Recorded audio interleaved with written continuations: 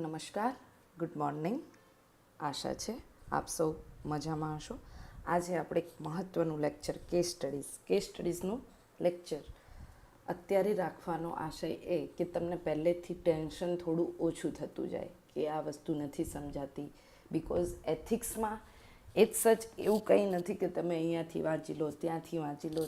ના, આ paper total brain સ્ટ્રોમિંગનું છે અને બ્રેઇન સ્ટ્રોમિંગ જ આ વસ્તુને ક્રેક કરાવશે. કેસ સ્ટડીઝ છે કે આના જે ક્વેશ્ચન છે 5 એ બરાબર. આ વસ્તુ આપણે આજનું લેક્ચર શરૂ કરીએ એના પહેલાં હું તમને એ સમજાવું કે કેસ સ્ટડીઝ એકચ્યુઅલી એનો ઉદ્ભવ ક્યાંથી થાય છે, ક્યાંથી આ વસ્તુ આવી. બરાબર, તો જુઓ, what is case studies? Case studies એટલે શું? તો કેસ સ્ટડીઝ એ બે બ્રાન્ચમાંથી આવે. મૂળ એ બે બ્રાન્ચ છે, એમાં એની એક બ્રાન્ચ છે એ છે ફિલોસોફીની અને બીજી છે સાયકોલોજીની.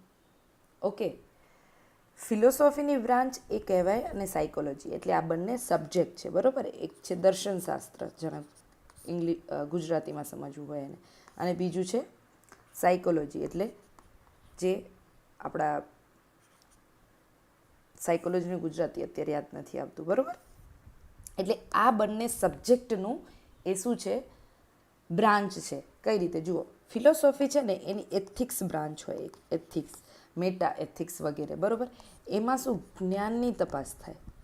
જ્ઞાનની તપાસ કે મૂળ આ વસ્તુ છે એ જ્ઞાન તમને આવ્યું ક્યાંથી અને એનો રસ્તો શું છે.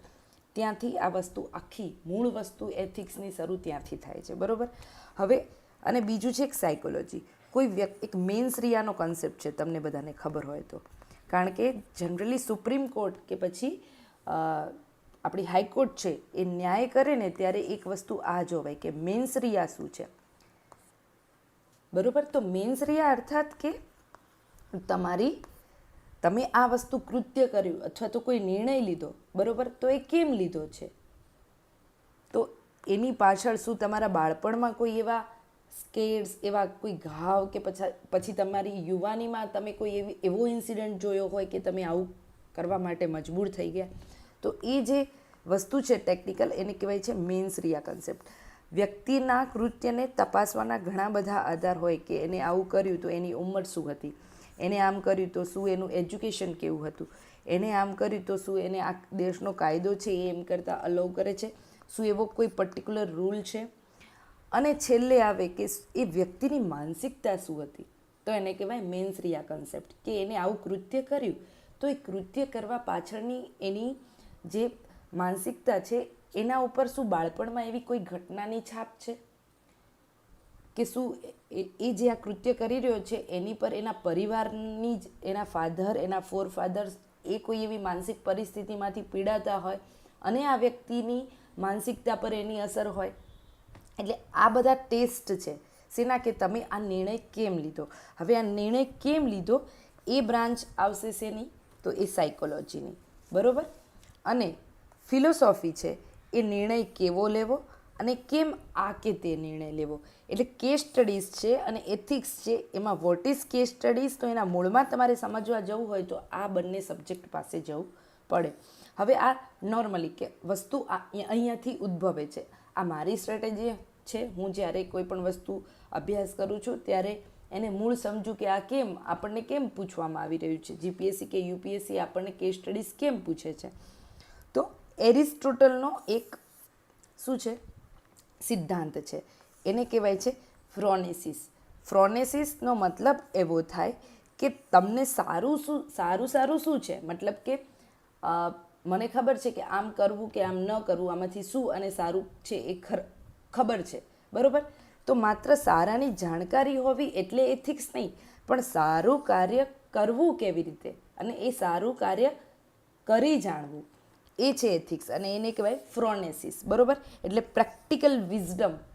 પ્રેક્ટિકલ વિઝડમની જ્યાં વાત આવે ત્યાં આવે ફ્રોનેસિસ, અને આ કોન્સેપ્ટ છે એરિસ્ટોટલનો. એટલે જો આ બધા શબ્દો હું તમને એટલા માટે કહું છું કે ક્યાંક ને ક્યાંક તમારે તમારા આન્સરમાં આ વસ્તુને લખવાની છે. બરાબર, કે ઓન ધ બેઝિસ ઓફ ફ્રોનેસિસ આ વસ્તુ છે એ કરવી જરૂરી છે. અને મૂળ કેસ સ્ટડીઝ છે ને એ તમારું શું જાણવા માટે આપણને પૂછવામાં આવે છે કે તમે પ્રેક્ટિકલી કેટલા વિઝડમફુલ છો. તમે જીએસમાં જે બધું લખ્યું એટલે તમને એ તો ખબર જ છે કે જ્ઞાન શું છે, માહિતી શું છે. એ લોકોએ એ પેપરમાં એ વસ્તુ ચકાસી લીધી, પણ હિયર આ પેપરમાં તમારી પ્રેક્ટિકલ વિઝડમ એ લોકોને ચકાસવાની છે. એટલે કેસ સ્ટડીઝ મૂળ શેની માટે છે? તો પ્રેક્ટિકલ વિઝડમને તપાસવા માટે છે. હવે જુઓ, કેસ સ્ટડીઝ એટલે શું મૂળ? તો કાં તો એ વાસ્તવિક ઘટના હશે, કાં તો પછી કલ્પના, પણ કેવી? વાસ્તવિક ઘટના જેવી. કોઈ પરિસ્થિતિ મૂકશે, કોઈ ઘટના મૂકશે. જીપીએસસીની કેસ સ્ટડીઝ જોઈને એવું લાગ્યું ક્યાંક ને ક્યાંક વાસ્તવિક ઘટનાઓ ઉપર જ આધારિત હતી. યુપીએસસીની કેસ સ્ટડીઝ ઘણી વખત એવું લાગે કે આ કલ્પના છે, તમારી આગળ આવી પરિસ્થિતિ બની શકે તો તમે શું કરો, બરાબર? પણ જીપીએસસીની આ વખત જે 240ની એક્ઝામ હતી મીન્સ, એમાં મોટા ભાગે કેસ સ્ટડીઝ કેવી હતી? એ હતી બધી જ પરિસ્થિતિ અને ઘટના પર આધારિત. હવે જુઓ, આ ઘટના કે પરિસ્થિતિ કેવી હશે? 2 કે તેથી વધારે મૂલ્યોનો સંઘર્ષ હશે, 2 કે વધારે હિતોનો સંઘર્ષ હશે, અથવા તો 2 કે વધારે નૈતિક ફરજ છે એનો સંઘર્ષ એમાં જોવા મળશે. હવે આ સંઘર્ષ છે, આ સંઘર્ષની અંદર તમે નિર્ણય કઈ રીતે લેશો? તો એના માટે તમારે તર્ક પાસે જવું પડે. મતલબ કે તમારી પાસે એવું કોઈ રેશનલ એબિલિટી તમારી પાસે છે, તમે એ લોજિકલી વિચારી શકો છો કે આ છે કે નહીં, તો તમારે તર્કનો સહારો લેવો પડે. બીજો એક છે કે તમારે નૈતિકતાના સિદ્ધાંતો પાસે જવું પડે. એના માટે એક મોડ્યુલ છે, પર્લ મોડ્યુલ, બરાબર? આપણે આ કેસ સ્ટડીઝ એક ડિસ્કસ કરીશું, એમાં હું તમને કહીશ કે કઈ રીતે આનો ઉપયોગ થાય. જો, એક તર્ક પાસે જવું પડે, બીજું નૈતિકતાના સિદ્ધાંતો પાસે જવું પડે, પછી લો પાસે જવું પડે. કોઈ કાયદો છે તો કાયદામાં કઈ વસ્તુ કીધી હોય, અથવા તો કાયદા પ્રમાણે કોઈ વસ્તુ યોગ્ય કે અયોગ્ય છે કે નહીં, એ વસ્તુ માટે તમારી પાસે શું છે? કાયદાનો આધાર છે. પછી એક રૂલ હશે. કોઈ પણ કાયદો હોય ને, ઇમ્પ્લિમેન્ટ કઈ રીતે થશે? આ બેઝિક સવાલ છે, બરાબર? તો એ બેઝિક સવાલ એ રીતે એડ્રેસ થાય કે કોઈ પણ કાયદો, જેમ કે જીએસટી કાયદો છે, બરાબર? હમણાં જ નવો બન્યો છે, તો એ કાયદાને ઇમ્પ્લિમેન્ટ કરવા માટે શું? તો એની માટે રૂલ બનાવેલા હોય. કોઈ પણ કાયદો હોય સરકારનો, આપણો પોશ એક્ટ છે, બરાબર? Prevention of sexual harassment at a work place. તો એ કાયદો છે, તો એ કાયદાને ઇમ્પ્લિમેન્ટ કરવા માટે શું બનાવવામાં આવે? રૂલ બનાવવામાં આવે. અને રૂલમાં ડિટેલ્સમાં બધું લખેલું હોય કે શું છે, શું નહીં, કઈ રીતે કરવું, ના કરવું. પછી એને પાછું એકદમ અંદર જઈને તમારે તપાસવું હોય કે આને એક્ઝેક્ટલી કઈ રીતે ગવર્ન થાય છે, એમાં કેટલી એવી વસ્તુઓ છે કે જે કઈ રીતે કરવી, ડુ અને ડોન્ટ્સ, અથવા તો તમારે કોઈ ઓનલાઈન એમાં કંઈ કરવાનું છે તો એની પદ્ધતિ શું છે, તો એ બધું ક્યાં આપે? એ બધું નોટિફિકેશનમાં આપે. એટલે આ આખી ચેનલ છે, લો છે, રૂલ છે, નોટિફિકેશન છે, સર્ક્યુલર છે, બરાબર? તો આ વસ્તુ તમારે ત્રીજો આધાર શેનો લેવો પડે? લોનો અને રૂલનો. પછી એક આધાર છે અંતરાત્મા અને વિવેકનો. વિવેક બુદ્ધિ, આપણે અહીંયા વાત કરીને ફ્રોનેસિસ. ફ્રોનેસિસ એટલે શું? તો પ્રેક્ટિકલ વિઝડમ, બરાબર? પ્રેક્ટિકલ વિઝડમ તમારી તપાસવામાં આવે છે. ક્યાં? ફ્રોનેસિસ દ્વારા એથિક્સમાં. હવે પ્રેક્ટિકલ વિઝડમનો એક સૌથી મોટો ભાગ છે અંતરાત્મા, બરાબર? વિવેક બુદ્ધિ. અહીંયાથી તમારે નિર્ણય લેવાનો છે. હવે જુઓ, આ પેપર છે ને, એમાં તમારી પાસે એ પણ ચકાસવામાં આવે છે કે વોટ ડુ યુ નો. કારણ કે તમે નિર્ણય લો છો ને, તો તમે કંઈક જાણો છો. એટલે તમે કેસ સ્ટડીઝ લેમેન લેંગ્વેજમાં નહીં લખી શકો. મતલબ કે હું આમ કરીશ, હું આમ કરીશ, અથવા તો આમ કરવું જોઈએ. આ શું થયું? આ લેમેન લેંગ્વેજ થઈ. પરંતુ actually what do you know, તમે આમ કરશો તો તમારી પાસે આધાર શું છે એમ કરવાનો. એટલે તમે શું જાણો છો એ પણ આ પેપર ચકાસે છે. પછી તમે કેવી રીતે એ વસ્તુ કરશો એ ચકાસશે. પછી કેમ કરશો, વાય, એ પણ આ વસ્તુ. અને હાઉ, કેવી રીતે કરશો, એટલે કોર્સ ઓફ કરેક્શન. એટલે આ પેપરની અંદર તમારો આન્સર છે, એમાં પરીક્ષક છે એ આ વસ્તુ ચકાસશે કે તમે સામાન્ય ભાષામાં લખી દીધું કે આ વસ્તુ છે કેસ સ્ટડીઝમાં, તો એના માટે હું આવો પ્રયત્ન કરીશ અથવા તો આવો નિર્ણય લઈશ. પણ કેમ? બરાબર? તો તમે સીધું લખશો ને કે આવો નિર્ણય કરીશ, તો ત્યાં માર્ક્સ નહીં આવે. એના માટે તમે શું જાણો છો, એટલા માટે એથિક્સનું પેપરમાં જે શબ્દો છે, આપણા સિલેબસની અંદર શબ્દો છે, તો એ શબ્દોનો મૂળ અર્થ શું છે? પ્રામાણિકતા છે, તો પ્રામાણિકતા માટે એરિસ્ટોટલે શું કીધું, ગાંધીજીએ શું કીધું, બુદ્ધે શું કીધું, બરાબર? એના માટે તમારા કોઈ લોકલ કોઈ સંત છે તો એ સંતની શું વિભાવના છે, તો પ્રામાણિકતાની એક વિભાવના તમને સિલેબસ આપશે, બાકીની ડિફરન્ટ વિભાવનાઓ છે એ કોણ આપશે, એ આ બધા મહાન વ્યક્તિત્વના જીવનમાંથી તમને મળશે અને એ આધાર લઈને તમારે અહીંયા લખવાનું છે. બીજું, ફિલોસોફીના ઘણા બધા પ્રિન્સિપલ્સ છે, બરાબર. એક પ્રિન્સિપલ છે ગોલ્ડન વર્ચ્યુઝનો, બધા જાણતા જ હશે. હવે આ ગોલ્ડન વર્ચ્યુઝનો જે પ્રિન્સિપલ છે એ તમારા માટે શું છે કે તમે એ વસ્તુ જાણો છો અને આનો આધાર રાખીને તમારે તમારા પેપરમાં એ વસ્તુ લખવાની છે. તો વોટ વિલ યુ ડૂ, તો એ સામાન્ય ભાષામાં નહીં લખવાનું, પરંતુ તમારે એક્ઝેક્ટલી એ પ્રિન્સિપલ કયો છે, તમે કયા વ્યક્તિત્વના આદર્શને ફોલો કરો છો અને એના આધારે તમે આ કરશો એવું લખવાનું.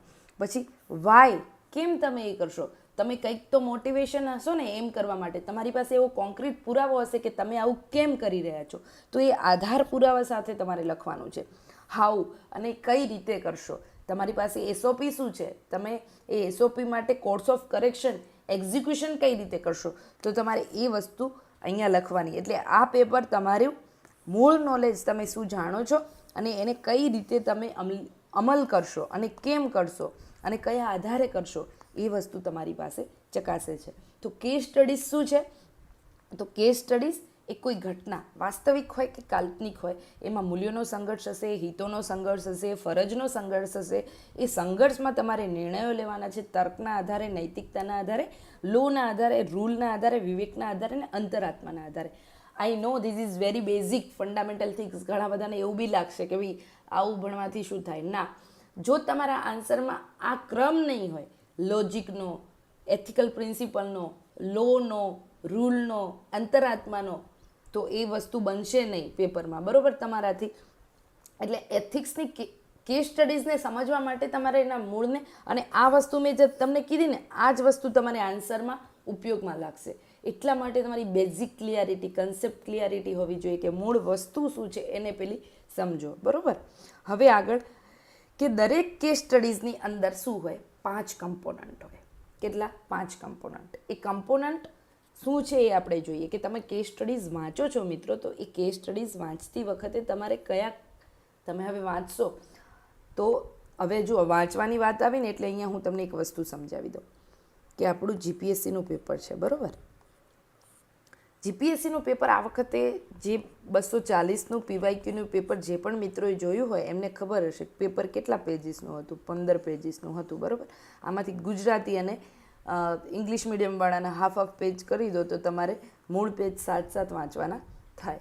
હવે આ 7 પેજીસ તમારી, આપણે વાત કરી હતી કોઈ પણ એવરેજ તમારી સ્પીડ છે એ પેજીસ વાંચવાની કેટલી હોય, 1 અવર હોય. 1 કલાકમાં તમે 5 પેજીસ વાંચી શકો. અહીંયા તમારે 7 પેજીસ વાંચવાના છે, ઓકે. હવે બીજી વસ્તુ, આનાથી તમને અંદાજ આવશે કે તમારે ટાઈમ મેનેજમેન્ટ કઈ રીતે કરવું. હવે આ 7 પેજીસ તમારે વાંચવાના છે, તો તમારી રીડિંગ સ્પીડ ઇન્ક્રીઝ કરવાની વાત અહીંયાથી જ સીધી આવી જાય છે, બરાબર. બીજું કે તમારી રિયલ સિચ્યુએશન અહીંયા એક્ઝામ હોલ છે, બરાબર. એક્ઝામ હોલની અંદર પ્રેશર સાથે તમારે વાંચવાના છે. અહીંયા તમને એક એક્ઝામ હોલનું પ્રેશર છે, બીજું માર્ક્સનું, કે તમારે બેસ્ટ પરફોર્મન્સ કરવાનું છે જેથી તમે આ કેસ સ્ટડીઝ લખતી વખતે ક્યાંય ખોટા ના પડો.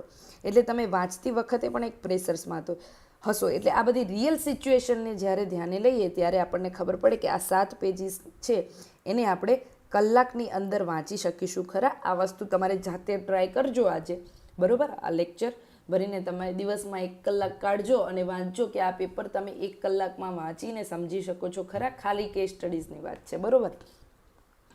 હવે કેસ સ્ટડીઝ તમે વાંચશો, કેસ સ્ટડીઝ તમે 15 મિનિટમાં સપોઝ એક કેસ સ્ટડીઝ લખવાની છે, બરાબર.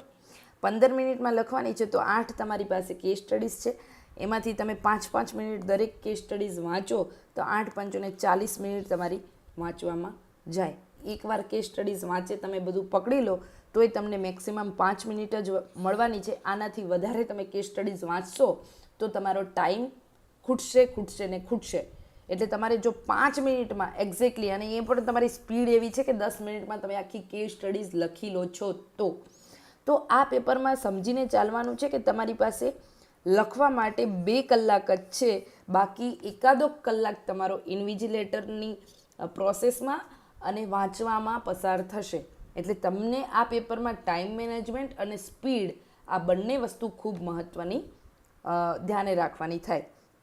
હવે આપણે મૂળ વાત કરતા હતા કે દરેક કેસ સ્ટડીઝ તમે વાંચો છો આ રીતે, તો એ તમે જ્યારે વાંચશો તો તમારે 5 કમ્પોનન્ટ એમાં ધ્યાન રાખવાના. કયા કયા? કોઈ પણ કેસ સ્ટડીઝ છે ને એમાં ફેક્ટ આપેલી હશે, બરાબર, કે આની અંદર કઈ કઈ હકીકતો છે, અને આ હકીકતો તમારે રાઉન્ડ કરતા જવાની. કેમ રાઉન્ડ કરતા જવાની?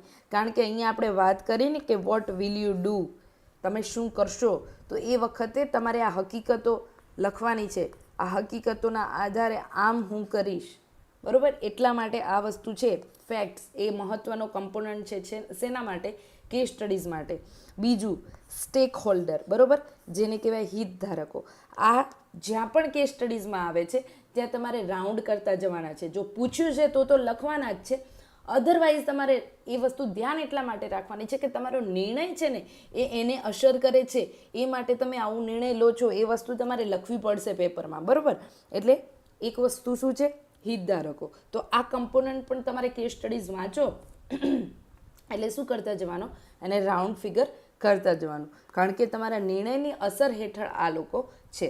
ત્યાર પછી વેલ્યુઝ, બરાબર. એમાં કઈ કઈ વેલ્યુઝ? સીધી સપોઝ કે આપણે જીપીએસસીની આ વખતના આપણે છેલ્લે જોઈશું એક કેસ સ્ટડીઝ શાંતિથી, છતાં પણ અહીંયા એક કોઈ પણ રેન્ડમ આપણે ઉઠાવીએ. જુઓ ક્યાં મૂલ્યો છે.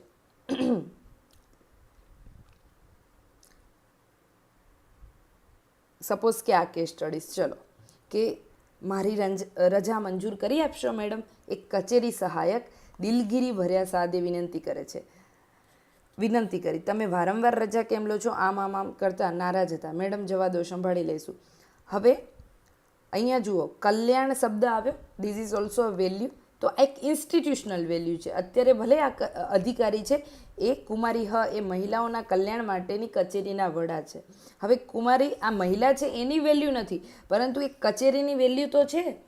હું તમને એ કહું છું કે તમારે કઈ રીતે વેલ્યુ ફાઇન્ડ આઉટ કરવાની છે કેસ સ્ટડીઝમાંથી, બરાબર.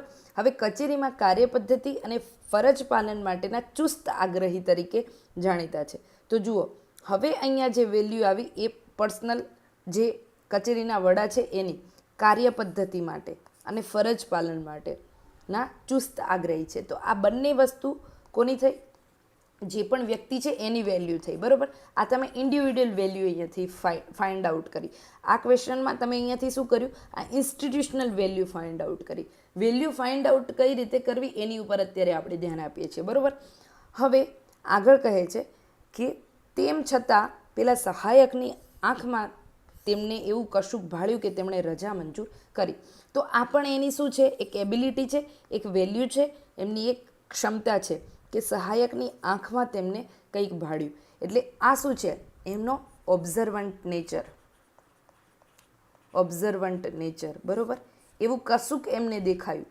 એટલે તમે જ્યારે ઓબ્ઝર્વન્ટ હો, બરાબર, શાર્પ, તમે હ્યુમન ટેન્ડન્સી છે એને ઓળખતા હો, બરાબર. તો આ વસ્તુ છે કે આ વસ્તુ ઓબ્ઝર્વન્ટ, અને એમને રજા મંજૂર કરી દીધી આંખમાં કંઈક જોઈને. તો આ વસ્તુ ઓબ્ઝર્વન્ટમાંથી ક્યાં જાય છે? જોજો, ઇમોશનલ ઇન્ટેલિજન્સ. તમે કોઈ વ્યક્તિ કંઈ બોલતું નથી, કંઈ કહેતું નથી, છતાં પણ તમે એની રગ પકડી લો છો, તો એને કહેવાય ઇમોશનલ ઇન્ટેલિજન્સ. એને કહેવાય સાયકોલોજીકલ ક્વોશન્ટ. તમારો પીક્યુ કેટલો છે, તમારી સાયકોલોજી કેટલી પાવરફુલ છે, ઓબ્ઝર્વન્ટનું તમારું નેચર કેવું છે. તો આ બધા વેલ્યુઝ અહીંયાથી આપણે ફાઇન્ડ આઉટ કર્યા. શેની માટે? તો એ વેલ્યુઝ છે આ જે મહિલા છે, કલ્યાણ કચેરી જે છે, મહિલાઓના કલ્યાણ માટેની કચેરી, એના જે વડા છે, એના આખું જે અહીંયા વર્ણન કર્યું છે એ વર્ણનમાંથી આપણે ઇન્ડિવિડ્યુઅલ વેલ્યુ ફાઇન્ડ આઉટ કરી રહ્યા છીએ, બરાબર. ત્યાર પછી જુઓ, તેમણે શાંતિથી ભલામણ કરનારા સહાયક સાથે ચર્ચા કરી. ઓકે, શું કર્યું? ચર્ચા કરી. જુઓ, એક બી વસ્તુ પેલું કહેવાય ને, તમને જો એક વસ્તુ ખબર હોય કે read between the line, read between the line, અહીંયા તમને કંઈ એવું કીધું નથી ડાયરેક્ટ, પણ તમે એ શબ્દો પકડો છો કે કશુંક ભાળ્યું, રજા મંજૂર કરી, શાંતિથી ભલામણ કરનાર સહાયક સાથે એમણે ચર્ચા કરી. હવે ચર્ચા કોણ કરે? જે લિબરલ, ઓપન હોય. શેના માટે? ડિસ્કશન માટે, બરાબર. જે આવી પરિસ્થિતિમાં કોઈ માણસ છે તો એ હ્યુમન વેલ્યુ અથવા તો એની કન્ડિશન સમજવાની કોઈ એબિલિટી રાખતો હોય તો અગેઇન તમને ખબર પડી કે આ મહિલા છે, આ કચેરીના વડા છે, એની એક શું છે ક્વોલિટી છે. અને આ વસ્તુ આપણો નોલાન પ્રિન્સિપલ છે, જે સિવિલ સર્વિસનો નોલાન પ્રિન્સિપલ, જે પણ મિત્રોને ખબર હોય એ કહેજો કે નોલાન પ્રિન્સિપલ એટલે શું, બરાબર. તો આ નોલાન પ્રિન્સિપલ છે એની અંદર એક વર્ચ્યુ છે, એ છે ઓપનનેસનો, બરાબર. ઓપનનેસ એ શું છે, ગવર્મેન્ટની ટ્રાન્સપરન્સી વધારે. બીજું, વ્યક્તિગત સ્તરે ઓપનનેસ હોય ને તો તમારી પાસે લોકો ચર્ચા કરવા આવે, એમને ખબર હોય કે અહીંયા આપણી વાત સંભળાશે એટલીસ્ટ, બરાબર. તો અહીંયાથી એના ચર્ચા કરી, અહીંયાથી આપણે શું ઇન્ફરન્સ કાઢ્યું, શું તારણ કાઢ્યું કે અહીંયા લિબરલ વેલ્યુઝ છે એ આ વ્યક્તિમાં છે. આ મહિલા કે કચેરીના વડા કોઈ પણ છે એ આ બાબત માટે થોડી એમની માનસિકતા બ્રોડ છે. આપણે જઈને અહીંયા આપણી પરિસ્થિતિ રજૂ કરી શકીશું, બરાબર. હવે આગળ જોઈએ કઈ રીતે વેલ્યુ ફાઇન્ડ આઉટ કરવાની. તેમણે પહેલાં તો ખચકાટ અનુભવ્યો, પરંતુ કુમારી હના આગ્રહને લીધે તેમણે ખુલીને વાત કરી, બરાબર. જુઓ આ વસ્તુ અગેઇન કે એ શું છે, પ્રોએક્ટિવ છે. પ્રોએક્ટિવનેસ દેખાય તમને અહીંયાથી કે સામેવાળો વ્યક્તિ છે એ ખચકાટ અનુભવે છે, એનાથી વસ્તુ કહેવાય એવી નથી, બરાબર. એ વસ્તુ એમને ખબર પડી ગઈ અને એને આગ્રહ કર્યો કે ના, તમે બેસો અને તમારી વાતને મારી આગળ રજૂ કરો, તમારે આ વસ્તુ કરવાની જ છે, મને ખબર હશે તો હું તમારી માટે કંઈક કરી શકીશ. આવું કોઈ સ્ટેટમેન્ટ આપે એને કહેવાય પ્રોએક્ટિવનેસ ઇન ધ ટોન, બરાબર. તો અહીંયાથી તમે એની વેલ્યુ જુઓ, આપણે કઈ રીતે વેલ્યુ ફાઇન્ડ આઉટ કરીએ છીએ. એક વેલ્યુ ઇન્સ્ટિટ્યુશનલ કરી, બીજી અહીંયા ઇન્ડિવિડ્યુઅલ કરી, કઈ તો એનો ઇક્યુ સારો છે અને સાયકોલોજીકલ ક્વોશન્ટ પણ સારો છે. બીજી અહીંયાથી કે આ જે અધિકારી છે એ ચર્ચા કરવાનો એમનો ઉદ્દેશ છે, તો મતલબ કે એ ઓપનનેસ છે ડિસ્કશન માટે. હવે ડિસ્કશન માટે ખાલી ઓપન છે એટલું નહીં, મતલબ કે હું કે તમે આપણે ડિસ્કશન માટે ઓપન હોઈ શકીએ, પરંતુ કોઈ પણ વ્યક્તિ આપણી આગળ આવે છે, હવે એ વાત નથી કહી રહ્યા તો આપણે એમને બહુ ફોર્સ નહીં કરીએ, તો આપણે ઓપનનેસ સુધી જ સીમિત રહીશું. પરંતુ જો તમે પ્રોએક્ટિવ હશો તો તમે એને આગ્રહ કરશો કે ના, તમે વાત કરો ખુલીને, તમે બહુ સારું ફીલ કરશો જો આ વાત તમે મને કરશો અને હું તમને તો જ મદદ કરી શકીશ. તો આ વસ્તુ છે એ શું છે, તમારી પ્રોએક્ટિવનેસ. તો આ રીતે તમારે શું કરવાનું છે, વેલ્યુ ફાઇન્ડ આઉટ કરવાની. હવે તેમણે જણાવ્યું, આગળ કહે છે કે તેમણે જણાવ્યું કે સહાયક કિશોરવયની 3 પુત્રીઓની જવાબદારી ઉઠાવતા પિતા છે, બરાબર. અહીંયાથી એક ઇન્સ્ટિટ્યુશનલ વેલ્યુ તમે શું કરશો, ફેમિલી ઇન્સ્ટિટ્યુશન, બરાબર. ફેમિલી ઇન્સ્ટિટ્યુશનની એક વેલ્યુ છે જવાબદારી. આવી અહીંયાથી આ વેલ્યુ સિસ્ટમ. તો આ રીતે હવે આગળ કહે છે કે પારિવારિક સંઘર્ષના લીધે વર્ષો પહેલાં તેમની પત્ની અને 3 પુત્રીઓને છોડી તેમને અને 3 પુત્રીઓને છોડીને ચાલી ગયા છે.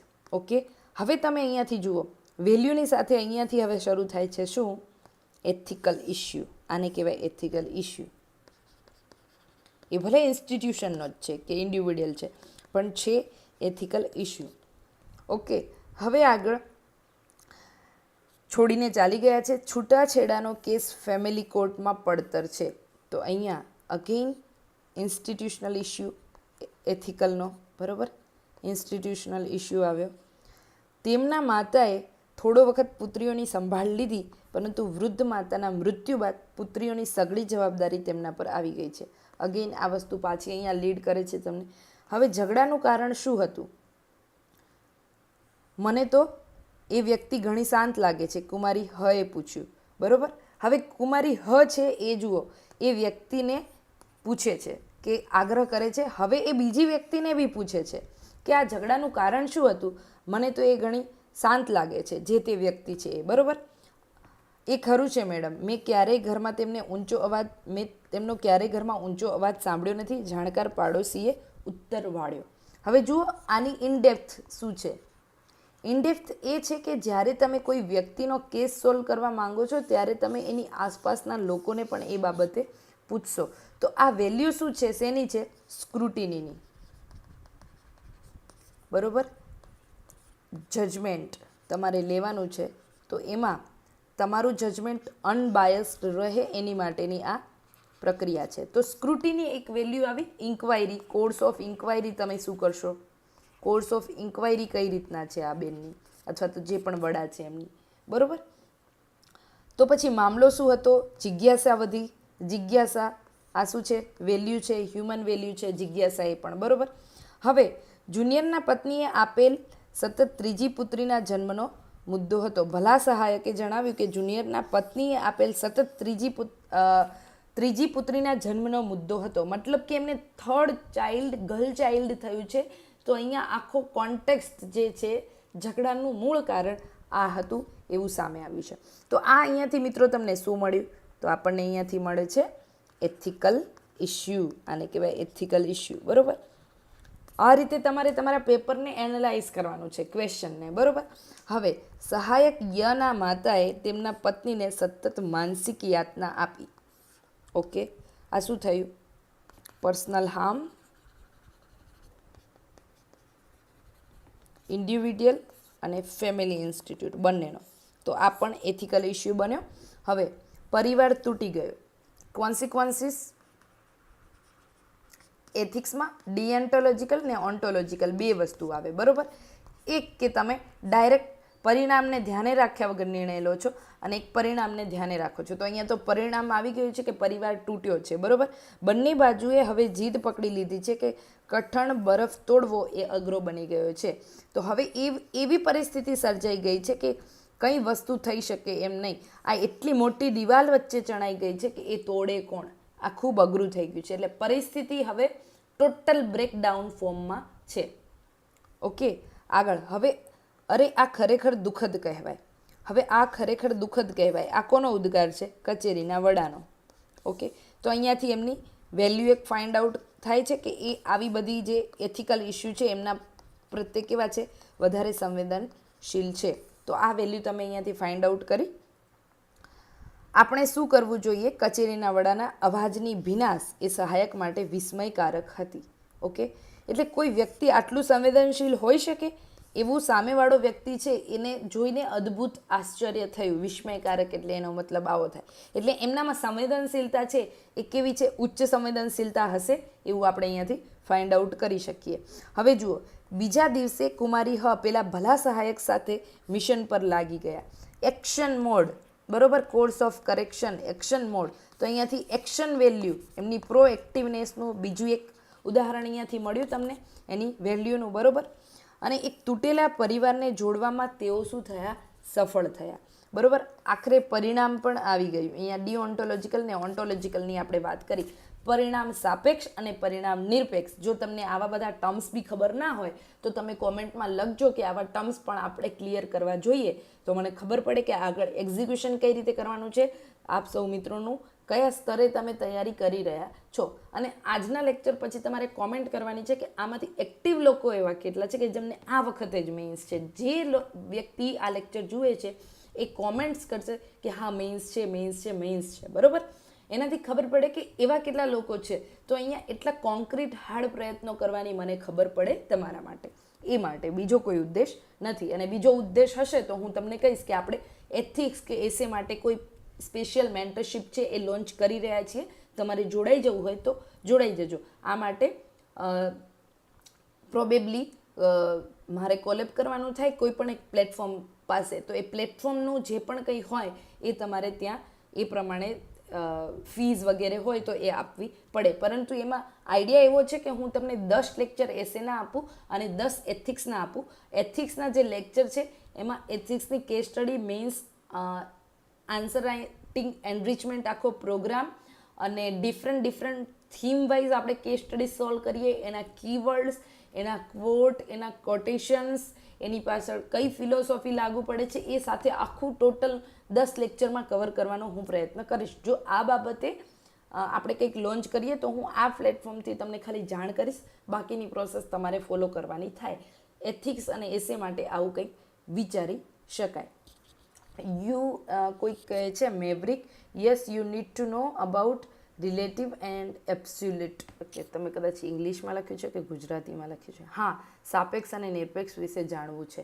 હા, સાપેક્ષ એટલે અહીંયા જ હું તમને ક્લિયર કરી દઉં. બાકી આવા ઘણા બધા ટર્મ્સ છે જે આપણે સ્પેશિયલ લેક્ચર લઈને એનું ક્લિયર કરવા પડે. જુઓ, પરિણામ સાપેક્ષ અને પરિણામ નિરપેક્ષ.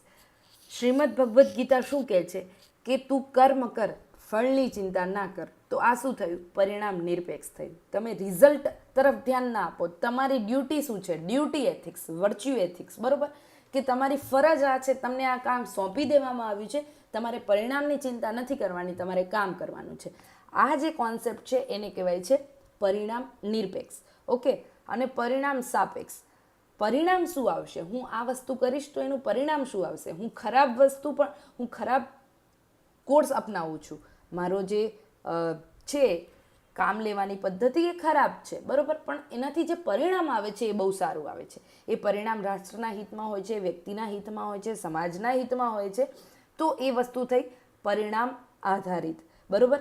હવે પરિણામ આધારિત છે એ ક્યાં આવશે? એ યુટિલિટેરિયન કન્સેપ્ટ કહેવાય, ઉપયોગિતાવાદ. એટલે હું એવો નિર્ણય લઉં છું કે જેનાથી 2 વ્યક્તિને નુકસાન જાય છે પણ 10 વ્યક્તિને ફાયદો થાય છે.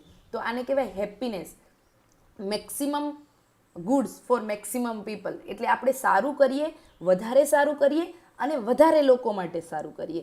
તો આ જે ફિલોસોફી છે, આ આઈડિયોલોજી છે, એને કહેવાય પરિણામ નિરપેક્ષ. એટલે તમે કોઈ પણ વસ્તુ કરી હોય અને તમે પરિણામને ધ્યાને રાખ્યું હોય તો એ વસ્તુ શું છે? જેમ કે કોઈ માતા છે એ બાળકને શું કરે છે? થપ્પડ મારી દે, બરોબર. તો આ વસ્તુ કેવી છે? ખોટી છે, હિંસા છે.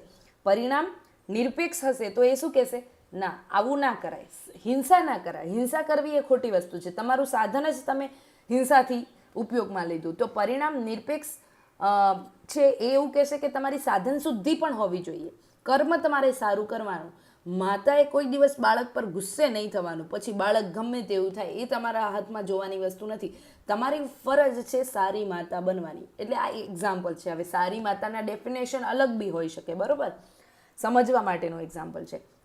પણ પરિણામ સાપેક્ષ શું કહેશે? કે એને થપ્પડ મારી, પણ એ થપ્પડ મારવાથી એનો છોકરો ચોરી કરતા અટકી ગયો, ખોટું બોલતા અટકી ગયો, તો એ વસ્તુ સારી છે. આ હિંસા સારી છે. તો આ વસ્તુ છે કે પરિણામ સાપેક્ષ અને નિરપેક્ષ આ વસ્તુ છે. તો તમે કોઈ પણ નિર્ણય લો એમાં તમે આ વસ્તુ પણ જોશો. હવે આપણે આગળ કેસ સ્ટડીઝ આખી જોઈ લીધી. એની અંદર આપણે એ બધી વસ્તુ જોઈ લીધી કે ક્યાં એથિકલ ઇસ્યુ છે, ક્યાં ઇન્ડિવિડ્યુઅલ વેલ્યુ કયા કયા છે, ક્યાં ઇન્સ્ટિટ્યુશનલ વેલ્યુઝ છે, ક્યાં ફેમિલી ઇન્સ્ટિટ્યુશનલ વેલ્યુઝ છે. એની આગળ છેલ્લે હવે જીપીએસસી પૂછે છે કેવી ભાવના દ્વારા પ્રેરાઈ ને તેમણે પોતાના સાથીના અંગત જીવનમાં રસ લીધો હશે? પેલો ક્વેશ્ચન, બરોબર. તો કેવી ભાવના, હવે આ વસ્તુ તમે ક્યાંથી જોવા જશો? તો આપણે કેસ સ્ટડીઝમાં જ છે એમની ભાવના કેવી છે, બરોબર. અહીંયા આપણે જે વેલ્યુ, ઇન્ડિવિડ્યુઅલ વેલ્યુ જે ડિસ્કસ કર્યા, જુઓ અહીંયાથી જ તમને એ વસ્તુ મળશે. ઇન્ડિવિડ્યુઅલ વેલ્યુ એમની કાર્ય પદ્ધતિ, ફરજ પાલન માટે એ ચુસ્ત હતા. તો એમને કેવી ભાવના હતી? તો ફરજ પાલન, ડ્યુટી એથિક્સ. હવે એ મહિલા કલ્યાણ કચેરીના વડા છે તો એમની ડ્યુટી છે કોઈ પણ મહિલાઓનું જીવન બરબાદ થતું હોય તો એને બચાવવું, એના કલ્યાણ માટે કામ કરવું. તો એક ફરજ પાલનની ભાવના હતી અને એની ફરજ પાલનની ભાવનાએ પણ આમ કરવા માટે પ્રેર્યા. બીજું, એમની એક વેલ્યુ હતી ઇમોશનલ ક્વોશન્ટ, કારણ કે એમને સામેવાળી વ્યક્તિના આંખમાં જોઈને નક્કી કરી લીધું. તો ઇમોશનલ ક્વોશન્ટની એમનામાં વેલ્યુ હતી, તો એ ભાવનાથી પણ પ્રેરાયા હશે. બીજું કે એ પ્રોએક્ટિવ હતા, તો સક્રિય કામ કરવી એ એમની મૂળ વેલ્યુ છે, તો એનાથી પણ એ પ્રેરાયા હશે. પછી આગળ કે શું છે? તો એ પરિવારના સંઘર્ષને બી સમજતા હતા, તો એ વેલ્યુ થઈ. આ રીતે એમનો આગ્રહ. પછી બીજી હતું કે એમનું ઓપનનેસ, બરોબર, એ વસ્તુ પણ એના વેલ્યુ તરીકે ઉમેરાશે, બરોબર. અને સંવેદનશીલતા. આ તો આટલી બધી ભાવનાઓ તમને આની અંદર જ આપી છે, બીજે ક્યાંય વિચારવા જવાની જરૂર નથી, પરંતુ તમને આ ફાઇન્ડ આઉટ કરવાની ટેવ પડવી જોઈશે. અને આ અચાનક ડેવલપ નહીં થાય. આ વખતે જે કેસ સ્ટડીઝ હતી એના કરતાં વધારે અઘરી કેસ સ્ટડીઝ નેક્સ્ટ પેપરમાં આવવાની પૂરેપૂરી સંભાવના છે. તો બી રેડી ફોર ધેટ, બરોબર. હવે આ વસ્તુ મેં તમને આ કેસ સ્ટડીઝ દ્વારા એ શીખવાડી કે કઈ રીતે તમારે વેલ્યુ ફાઇન્ડ આઉટ કરવાની છે, બરોબર. અહીંયા આપણે કેસ સ્ટડીઝના 5 કમ્પોનન્ટ હતા. એ 5 કમ્પોનન્ટની અંદર ફેક્ટ શોધવાના, હિતધારકો શોધવાના, વેલ્યુ ફાઇન્ડ આઉટ કરવાના અને આગળ છે એથિકલ ઇસ્યુ અને ડિલેમા ફાઇન્ડ આઉટ કરવાના. હમણાં જે આપણે કેસ સ્ટડીઝ લાઈવ મેં ડિસ્કસ કરાવી તો એમાં જોયું કે કઈ રીતે એથિકલ ઇસ્યુ આવ્યા, ત્યાં મેં તમને લખીને કીધું કે હા આ એથિકલ ઇસ્યુ છે, આ એથિકલ ઇસ્યુ તમે ફાઇન્ડ આઉટ કર્યા, બરોબર. હવે આગળ છે કે ઓપ્શન, તમારી પાસે વિકલ્પો શું છે. તમારા કેસ સ્ટડીઝનો એક કમ્પોનન્ટ આ છે કે એમને જો આ કેસ સ્ટડીઝ હમણાં આપણે જોઈ એમાં એમણે કઈ ભાવનાથી પ્રેરાઈને કર્યું હશે એ પહેલો હતો. બીજું આગળ એવું હશે પ્રોબેબલી કે એમને આ કામ પછી કેવી રીતે પાર પાડ્યું હશે, એમની પાસે શું વિકલ્પો હશે. તો આ વિકલ્પો છે એ તમારે કાં તો કેસ સ્ટડીઝમાં આપેલા હશે જે અનએથિકલ હશે, બરાબર. આ વસ્તુ ધ્યાન રાખજો, હું અહીંયા બોલું છું. કેસ સ્ટડીઝમાં જે પણ રસ્તાઓ તમને આપેલા હશે એ કદાચ અનએથિકલ હશે. કેવા હશે? અનએથિકલ. તો આ વસ્તુ છે કોર્સ ઓફ એક્શનમાં તમને જે ઓપ્શન પૂછ્યા છે, હવે જીએસના આન્સર લખો અને એથિક્સના આન્સર લખો, એમાં જ્યારે તમને આ રીતે ઓપ્શન પૂછવામાં આવે, સમાધાન પૂછવામાં આવે, તો એની એક વસ્તુ બંનેની વિશેષતા એ છે કે જીએસમાં તમે જે સમાધાન આપો ને એમાં બેસ્ટ સમાધાન પહેલાં આપવાના છે. મતલબ કે તમે જે જોરદાર પોઈન્ટ લખો એ તમારા શરૂઆતના 3 થી 4 પોઈન્ટમાં જોરદાર પોઈન્ટ હોવા જોઈએ. મતલબ કે પરીક્ષક અહીંયા જ વાંચે ને અહીંયા જ ફિદા થઈ જાય. હવે જ્યારે તમે એથિક્સનું પેપર લખશો ત્યારે તમને જે ઓપ્શન અવેલેબલ છે ને એની વેલ્યુ અહીંયાથી કેવી યસ ચડતા ક્રમમાં આમ જવાનું છે. મતલબ કે અહીંયા તમારે ખરાબ વસ્તુ લખવાની, પછી ઓછી ખરાબ લખવાની, પછી એનાથી ઓછી ખરાબ લખવાની, પછી ઓછી ખરાબ, એમ કરતાં કરતાં સારી વેલ્યુ તમારે સારો ઓપ્શન સૌથી છેલ્લે લખવાનો છે, બરાબર. એથિક્સમાં અને જીએસમાં આ વસ્તુ બંનેના વિરુદ્ધમાં ચાલશે. આ વસ્તુ તમારે ધ્યાન રાખવાની છે. એટલે દરેક પેપરની પદ્ધતિ, દરેક પેપરની ભાષા બધું અલગ અલગ હોય છે પેપર પ્રમાણે. હવે આગળ કે જુઓ, હવે તમને અહીંયા 5 વસ્તુ મેં કહી દીધી કે કયા કયા કમ્પોનન્ટ હોય છે. તો ફેક્ટ્સ, હિતધારકો, value, ethical issue, dilemma, option અને કોર્સ ઓફ કરેક્શન. એટલે આ જે આખું મોડલ છે એના ઉપર તમારે કેસ સ્ટડીઝ વાંચવાની છે. કેસ સ્ટડીઝ વાંચતા પહેલાં તમારા ધ્યાનમાં આટલી વસ્તુઓ હોવી જોઈએ. હવે કેસ સ્ટડીઝના હિતધારકો લખવા માટે તમે હબ એન્ડ સ્પોક મોડલનો ઉપયોગ કરી શકો. આના સિવાય તમે બીજું કોઈ પણ તમારી રીતે તમને ફ્લો ચાર્ટ ફાવતા હોય, માઇન્ડ મેપમાં ફાવતા હોય, કંઈ બી ફ્લો ચાર્ટ એટલે આ રીતે આવે, માઇન્ડ મેપ એટલે આ રીતે આવે, બરાબર. તમે કંઈ પણ વસ્તુ ઉપયોગમાં લઈ શકો છો, પણ જ્યાં પૂછવામાં આવ્યા છે ત્યાં વસ્તુ આ ચોક્કસ લખવાની છે. અધરવાઇઝ તમારા પેપરને કેસ સ્ટડીઝને વાંચીને તમારે આ રીતે તમારા જે રફ પેપર છે એની અંદર આ મોડલ છે અપનાવી લેવાનું છે. જેથી શું થશે, તમે જ્યારે ઓપ્શન આપશો, તમે જ્યારે નિર્ણય લેશો ત્યારે આટલા હિત અધિકારીઓના આધારે, હિતધારકો છે એના આધારે તમારે નિર્ણય લેવાનો થશે. એટલા માટે આ વસ્તુ પૂછી છે કે નથી પૂછી, તમારે બ્રેઇન સ્ટ્રોમિંગ આની પર કરવાનું છે. હવે અહીંયાથી એક વસ્તુ આપણને એ થાય કે તમે આ કેસ સ્ટડીઝનો નિર્ણય લેવામાં કયો ગોલ્ડન ક્વેશ્ચન છે એ તમે કેસ સ્ટડીઝને પૂછશો, તમારી જાતને પૂછશો જ્યારે કેસ સ્ટડીઝ સોલ્વ કરશો ત્યારે. તો આપણે આજના લેક્ચરમાં એ જ ભણીએ છીએ કે કેસ સ્ટડીઝ એટલે શું અને course of solve the case studies શું છે. તમે કયા ગોલ્ડન ક્વેશ્ચન કેસ સ્ટડીઝને પૂછશો. તો એક્ઝેક્ટલી શું થયું છે, આ એક્ઝેક્ટલી શું થયું છે ને અહીંયાથી તમારા ઇન્ટ્રોડક્શનની શરૂઆત થાય, બરાબર. કે in about this case studies what exactly happen એ તમારે અહીંયા લખવાનું ઇન્ટ્રોડક્શનમાં, બરાબર. એક્ઝેક્ટલી શું થયું છે કે આનામાં કઈ વેલ્યુનો એવો કોન્ફ્લિક્ટ છે, અથવા તો એક્ઝેક્ટલી એવી કઈ સિચ્યુએશન છે એ કચેરીના વડા સામે અથવા તો જે પણ અધિકારીને સામે મૂકવામાં આવી છે, તો એક્ઝેક્ટલી સિચ્યુએશન શું છે. તો કેસ સ્ટડીઝને તમારે એક પ્રશ્ન પૂછવાનો, એક્ઝેક્ટલી શું થયું છે. બીજું કે હુ ઓલ આર અફેક્ટેડ, અહીંયા કોણ છે એ અસરગ્રસ્ત છે, એવા બધા અથવા તો કોઈ પણ એક વ્યક્તિ, આમાં કોણ છે એને આ નિર્ણયથી અથવા તો આ કેસ સ્ટડીઝ છે એમાં ઇન્વોલ્વડ કોણ છે, બરાબર. બીજું આ વ્યક્તિ ઇન્વોલ્વડ છે, સંસ્થાઓ ઇન્વોલ્વડ છે અને ટોટલ સમાજ કે પર્યાવરણ ઘણું બધું ઇન્વોલ્વડ હોઈ શકે. હવે આ બધા જે ઇન્વોલ્વડ છે, જે સમાવિષ્ટ છે, એનામાંથી કઈ વેલ્યુઝ છે એ સમાવિષ્ટ છે, એમના કયા મૂલ્યો છે એ જોડાયેલા છે. આ પ્રશ્ન તમારે કેસ સ્ટડીઝને પૂછવાનો છે. આ 5 પ્રશ્નો તમે કેસ સ્ટડીઝને પૂછશો ને એના પછી તમારી કેસ સ્ટડીઝ બહુ સારી રીતે સોલ્વ થશે, બરાબર. પછી વેર ઇઝ ધ કોન્ફ્લિક્ટ, સંઘર્ષ કોની વચ્ચે છે, બરાબર. અને સંઘર્ષ ક્યાં છે, સંઘર્ષ ફેમિલીમાં છે, સંઘર્ષ ફેમિલીમાં કઈ કઈ વ્યક્તિઓ વચ્ચે છે. આપણે કેસ સ્ટડીઝ હમણાં જે ભણીએ એના આધારે હું તમને કહું છું એટલે તરત આ વસ્તુ કીધી, બરાબર. સંઘર્ષ ફેમિલીમાં છે, સંઘર્ષ કયા વ્યક્તિઓ પાસે છે અને સંઘર્ષનું સમાધાન કઈ ઇન્સ્ટિટ્યુશન પાસે છે, બરાબર. આ વસ્તુ કે વેર ઇઝ ધ કોન્ફ્લિક્ટ. હવે ઇન્સ્ટિટ્યુશન જ્યારે સમાધાન માટે પ્રયત્ન કરે છે ત્યારે પાછા કોન્ફ્લિક્ટ હશે. સપોઝ કે આ કેસ હતો તો સાસુ વહુ વચ્ચે કોન્ફ્લિક્ટ હતો, એ કોન્ફ્લિક્ટ વધીને એના પતિ પત્ની વચ્ચે જતો રહ્યો. પતિ પત્ની વચ્ચે જતો રહ્યો એટલે આખો ફેમિલીનો પ્રોબ્લેમ થઈ ગયો, કારણ કે એમની 3 પુત્રીઓ હતી તો એ પણ હેરાન થઈ. તો સંઘર્ષ ફેમિલી વચ્ચે છે, ઇન્ડિવિડ્યુઅલ લોકો વચ્ચે પણ છે. પછી એ સંઘર્ષ છે એ પહોંચે છે ક્યાં? તો એક મહિલા કલ્યાણકારી કચેરીના એક વડા છે એમની પાસે. એટલે હવે ઇન્સ્ટિટ્યુશન એમનામાં ઇન્વોલ્વ થઈ. ઇન્સ્ટિટ્યુશનને ખબર પડી કે આવી વસ્તુ થાય છે એટલે ઇન્સ્ટિટ્યુશન શું કરશે? તપાસ કરશે. એ તપાસ દરમિયાન ઇન્સ્ટિટ્યુશનને સંઘર્ષ થશે કે નહીં, કે આ વસ્તુ જે થઈ રહી છે એ સંઘર્ષ એમને એ વસ્તુ એ વખતે થશે કે આ હવે કોર્સ ઓફ એક્શન લેવાનો છે, તો એ તપાસ કઈ રીતે આદરવી, બરોબર? તો now conflict lead at the institutional level. તો જુઓ, વેર ઇઝ ધ કોન્ફ્લિક્ટ? તો આને તમારે આ રીતે છેક પહોંચવાનું છે મૂળમાં. હવે what is the most ethical and practical solution? આની અંદર તમારો વ્યવહારુ અભિગમ શું છે, અને એ વ્યવહારુ અભિગમ, એ સમાધાન એ કેવું એથિકલ પણ હોવું જોઈએ. તમારી પાસે રસ્તો શું છે, આ વસ્તુ તમારે અહીંયાથી આ 5 પ્રશ્નો ગોલ્ડન ક્વેશ્ચન તમને કેસ સ્ટડીઝને પૂછવાના, અથવા તો તમે ઓબ્ઝર્વ કરો. આ પેપરને સોલ્વ કરવાનો સૌથી મોટો રસ્તો છે કે તમારા મિત્રની સાથે કોઈ એવી ઘટના બની તો એને આ રીતે જુઓ. તમારી આસપાસ એવી કોઈ ઘટનાઓ બની રહી છે તો આ રીતે જુઓ.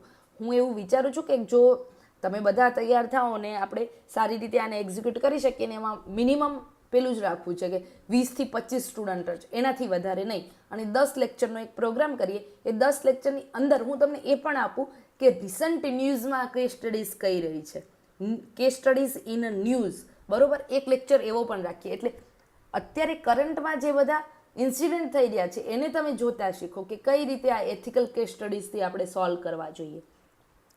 તો આ વસ્તુ છે કે આ 5 ક્વેશ્ચન તમારે પૂછવાના છે. કોને? તો કેસ સ્ટડીઝને, જેથી કેસ સ્ટડીઝ તમારી સોલ્વ થઈ શકે, બરોબર? હવે જુઓ, ટાઈપ્સ ઓફ કેસ સ્ટડીઝ કેવી કેવી હોય. આપણા જીપીએસસીમાં તો મોટા ભાગે બધી કેવી પૂછી હતી? જે સરકારી કચેરીને લાગતી વળગતી હોય એવી જ. પણ શું ખબર, આ વખતે અલગ બી આવી જાય. તો ટાઈપ્સ ઓફ કેસ સ્ટડીઝમાં શું આવશે? એક પબ્લિક લાઈફની, મતલબ કે તમે ડીએમ છો, ડિસ્ટ્રિક્ટ મેજિસ્ટ્રેટ છો, તમે ડીવાયએસપી છો, બરોબર? તમે ટીડીઓ છો, તમે મામલતદાર છો. આવી બધી કેસ સ્ટડીઝ આવશે. એ પબ્લિક લાઈફની કેસ સ્ટડીઝ કહેવાય. એક છે પ્રાઇવેટ, બરોબર? પ્રાઇવેટમાં શું હશે? તમને કોઈ કંપનીના સીઈઓ બનાવવામાં આવશે, તમને સીએફઓ બનાવવામાં આવશે, તમને એમડી બનાવવામાં આવશે. આ બધું પ્રાઇવેટ ઇન્સ્ટિટ્યુશનને લઈને હશે, મતલબ કોર્પોરેટ બાબતની. બીજી એક કેસ સ્ટડીઝ હશે, એ હશે applied case studies based on law, બરોબર? કે તમને એક કાયદો આપી દેવામાં આવ્યો છે. સપોઝ કે પોશ એક્ટ લઈ લો, બરોબર? કે prevention of sexual હરાસમેન્ટ act work place. આ જે કાયદો છે એ કાયદામાં આ દુવિધાઓ છે. તો આ કાયદામાં જે દુવિધાઓ છે અને આ કાયદાનો અમલીકરણ કરતી વખતે આ સમસ્યાઓ આવે છે, તો આ બાબતની કેસ સ્ટડીઝ તમને પૂછશે. પછી એક કેસ સ્ટડીઝ તમને પૂછી શકે, એ છે કોઈ ઇન્સ્ટિટ્યુશન બેઝ, બરોબર? તો એક સંસ્થા, કોઈ સંસ્થા એનજીઓ છે, એ એનજીઓ વિશે તમને પૂછે. તો અલગ અલગ પ્રકારની case studies, type of case studies શું હોઈ શકે? આ હોઈ શકે. આમાંથી તમારે પ્રેક્ટિસ કરવાની છે. અને એમાં પણ બધી થીમ હશે અલગ અલગ, વર્ચ્યુવાઇઝ થીમ. તો થીમ બેઝ તમારી કેસ સ્ટડીઝ તૈયાર કરવાની થાય. તો ટાઈપ્સ ઓફ કેસ સ્ટડીઝ આપણે જોઈ લીધા. હવે આપણે જોઈએ 2 કેસ સ્ટડીઝ. અને એ કેસ સ્ટડીઝ મેં તમારી માટે જીપીએસસીમાંથી કઈ પસંદ કરી છે? એક જ મિનિટ. એ બીજા કે ત્રીજા નંબરની કેસ સ્ટડીઝ હતી, અને એમાં એક વસ્તુ સરસ અલગ રીતે પૂછવામાં આવી છે. એટલે અત્યારે હું તમને લાઈવમાં એ કેસ સ્ટડીઝ સોલ્વ કરાવવાનો પ્રયત્ન કરું, બરાબર?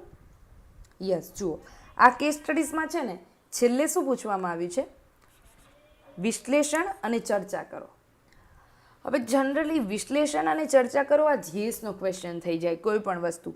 હવે જો આ આખી કેસ સ્ટડીઝ છે ને એમાં તમને પૂછ્યું છે કે તમારી સામે અથવા તો એ વ્યક્તિ સામે કયા કયા પડકારો છે, સંવાદિતતા અને શાંતિ સ્થાપવામાં સહયોગ આપવા, જનતાને સંમત કરવા, સાથોસાથ તે કઈ રીતે ગુનેગારોને અંકુશમાં લેશે, કોર્સ ઓફ એક્શન પૂછ્યો, પડકાર પૂછ્યા, અને એના માટે કયા કયા વ્યવહારુ પગલાં છે. આપણે વાત કરીને હમણાં બેઝિક ભણ્યું એમાં કે પ્રેક્ટિકલ સ્ટેપ્સ તમને પૂછશે. અહીંયા તમારી પ્રેક્ટિકલ વિઝડમ અહીંયા ચકાસાશે. તો આવ્યું ને સાસા વ્યવહારુ પગલાં છે. હવે એના પરિણામો શું હોઈ શકે? આવ્યું ઓન્ટોલોજીકલ ડીઓન્ટોલોજીકલનો જે કોન્સેપ્ટ છે એ અહીંયા આવ્યો, બરાબર, કે પરિણામો શું હોઈ શકે, વ્યવહારુ પગલાં શું હોઈ શકે, અને વિશ્લેષણ અને ચર્ચા કરો. આ બધાનું તમારે વિશ્લેષણ ને ચર્ચા કરવાનું છે. આ કેસ સ્ટડીઝ છે એને લખવાની જે પદ્ધતિ છે એ જ એની મૂળ કળા છે, બરાબર. તો આ કેસ સ્ટડીઝ છે, હું અહીંયા વાંચું એના કરતાં તમે આને પોઝ કરીને તમારી રીતે 5 મિનિટ લઈને વાંચો અને જુઓ કે તમે આમાંથી શું સમજો છો, બરાબર. કે આ કેસ સ્ટડીઝના કયા કયા એવા મુદ્દાઓ છે કે જે આપણે હમણાં લેક્ચરમાં ડિસ્કશન કર્યું એ પ્રમાણે તમે કરી શકો, બરાબર. જુઓ કેસ સ્ટડીઝ છે, જો તમને હું વાંચું છું એ પ્રમાણે ન કરવું હોય તો તમે મ્યુટ કરી અને થોડી વાર માટે તમારી જાતે વાંચજો, બરાબર. પછી તમે જોજો કે ક્યાં તમે વાંચ્યું એમાં ભૂલ છે, ક્યાં અહીંયા વંચાય છે, એમાં તમને કંઈક સારું શું મળે છે. Otherwise we all are aspirant, બરાબર, આપણે બધા સેમ રીતે વાંચવાના. પણ આ તો મારો એક્સપિરિયન્સ છે એટલે હું તમને આ વસ્તુ શીખવા માંગુ છું. હવે જુઓ, એક જિલ્લાની કાયદો અને વ્યવસ્થા સંભાળનાર તંત્રના વડા તરીકે શ્રીમાન કની નિમણૂક થઈ છે. હવે અહીંયાથી તમને એ વસ્તુ ખબર પડી ગઈ કે આમની નિમણૂક થઈ છે તો એમની ફરજ શું છે? કાયદો અને વ્યવસ્થાની સંભાળ. તો law and order, okay, institutional value અને ઇન્ડિવિડ્યુઅલની શું છે? ફરજ, ડ્યુટી. એક વસ્તુ અહીંયાથી આવી. બીજી, તે સબળ વ્યક્તિત્વ અને મૈત્રીપૂર્ણ વલણ ધરાવતા પ્રામાણિક વ્યક્તિ છે. સબળ વ્યક્તિત્વ, મૈત્રીપૂર્ણ અને પ્રામાણિક, 3 વસ્તુ શું? ક્વોલિટી ઓફ વેલ્યુ થઈ એમની. ક્વોલિટી ઓફ વેલ્યુ, મુખ્ય મથક નગરમાં જુદા જુદા સમાજની મિશ્ર વસ્તી હોવા છતાં તેઓ છેલ્લા ઘણા દાયકાઓથી સૌહાર્દપૂર્ણ રીતે રહે છે. હવે એક એવું નગર છે, બરાબર, એટલે એક સમાજ છે આખો, બરાબર, નાગરિક સમાજ જેને કહેવાય, જે શહેરોમાં વસ્તુ સમાજ હોય, એ લોકો કે હાર્મોનાઇઝ વેમાં રહે છે, સૌહાર્દપૂર્ણ રીતે રહે છે, એટલે શાંતિ અને વ્યવસ્થા છે એ આ શહેરમાં છે. બીજું શું છે? ઘણા સમુદાયના લોકો છે, એટલે શું છે? વિવિધતા છે, જાતિગત અને સમુદાય આધારિત. એટલે આ પરિસ્થિતિ છે એની ફેક્ટ્સ છે, એના વેલ્યુઝ છે એ તમને અહીંયાથી ખબર પડે છે. ફેક્ટ આવી છે કે જાતિગત વિવિધતા ભર્યો સમુદાય છે અને એનું ઇન્ફરન્સ તમે અહીંયા શું લેશો? તો હાર્મની અને શાંતિ અને વ્યવસ્થા છે. એનો મતલબ કે એકતામાં વિવિધતા છે, ઓકે, એકતામાં વિવિધતા છે. આ વસ્તુ મેં અહીંયાથી ફાઇન્ડ આઉટ કરી.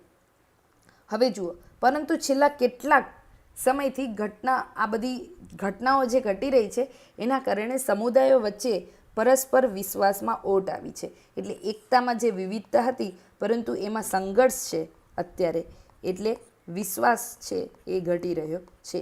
તો આ શું છે? આ છે વાસ્તવિક પરિસ્થિતિ. આપણે જે 5 કમ્પોનન્ટ આધારે જોતા જવાનું છે એમાંથી એક વસ્તુ જે હકીકત અત્યારે ત્યાંની શું છે? તો આ છે કે વાસ્તવિક પરિસ્થિતિ એવી છે કે વિશ્વાસ ઘટી રહ્યો છે.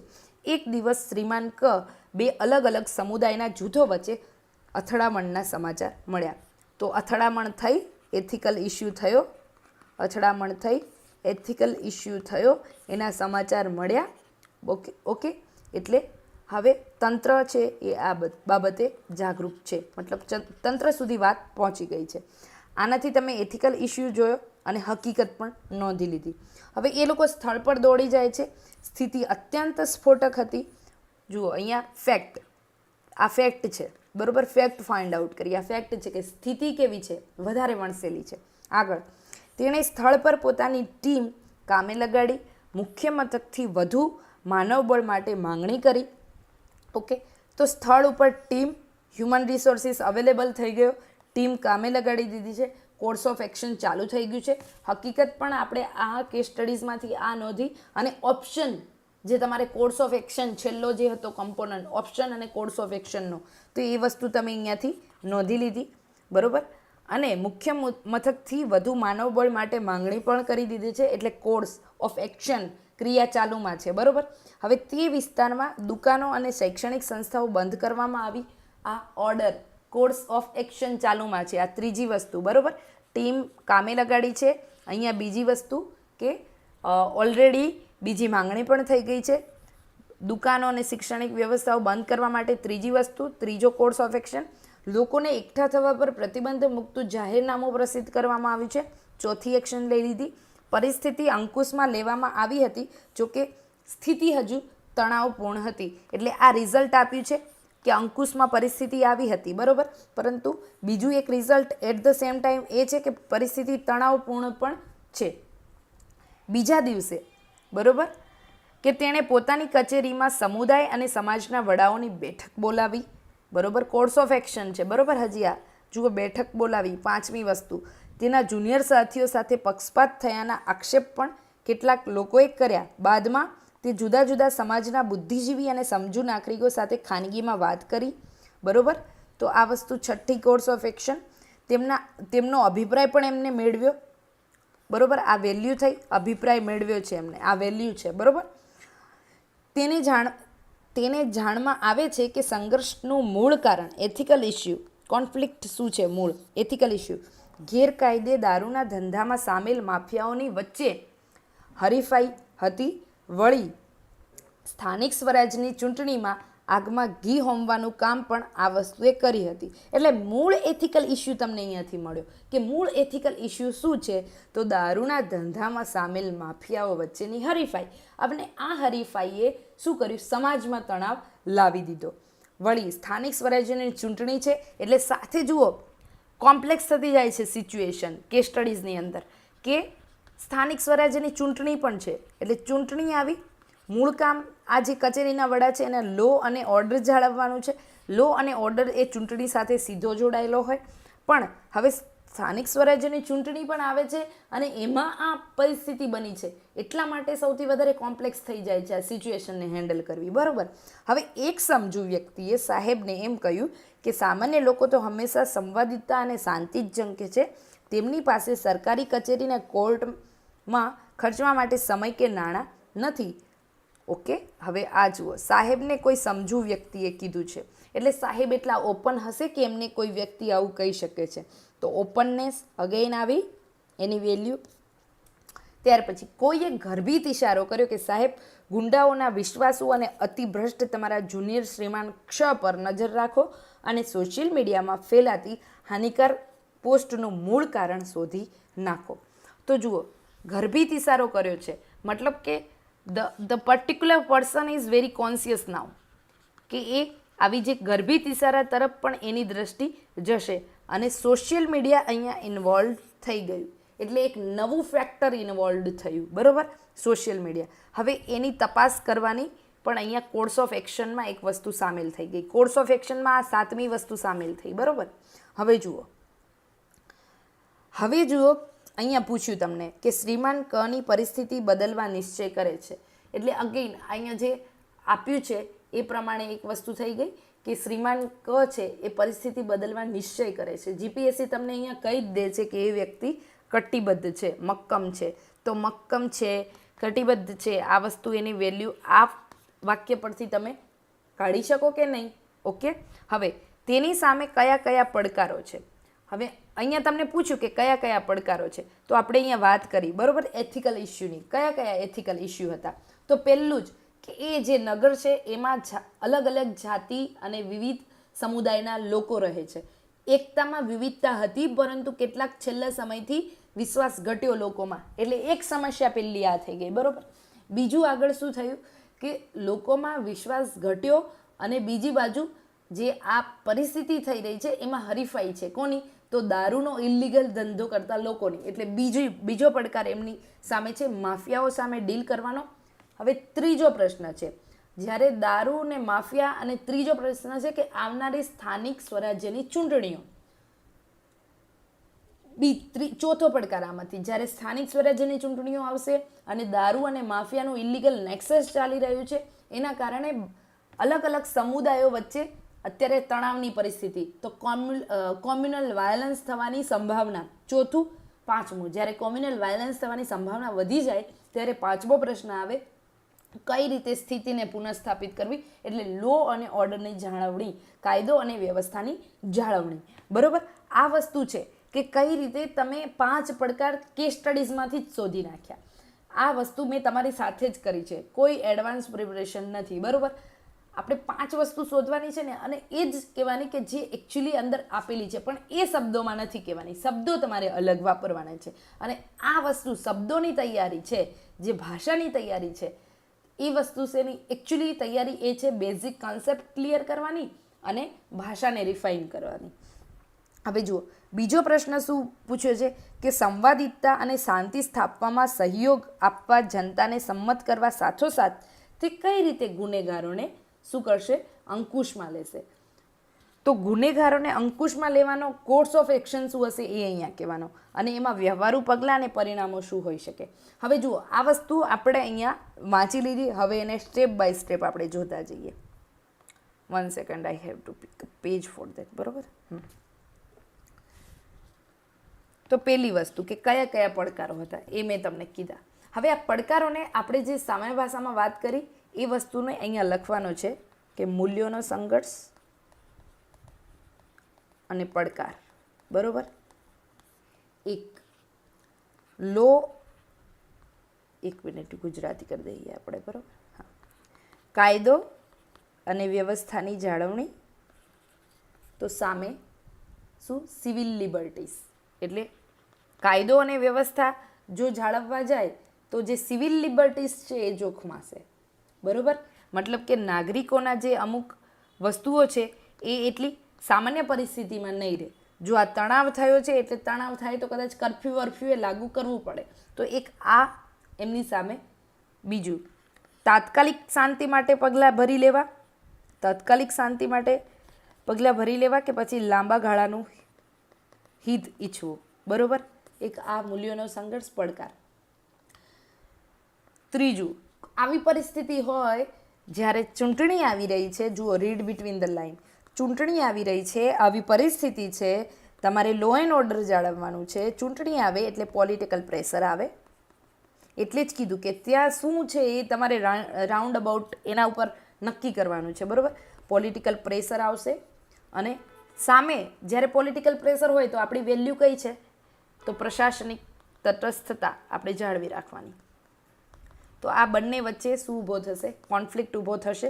ચોથી વસ્તુ, કોમ્યુનિટી છે, અહીંયા સમુદાય ઇન્વોલ્વડ છે, એટલે સમુદાયની લાગણીઓ હશે, બરાબર. જ્યારે સમુદાયની લાગણીઓ હોય તો એની સામે તમારી પાસે શું હોય, કાયદો. તો અહીંયા કાયદાની જાળવણી કરશો તમે કે પછી સમુદાયના લાગણીઓને જાળવશો, ઓકે.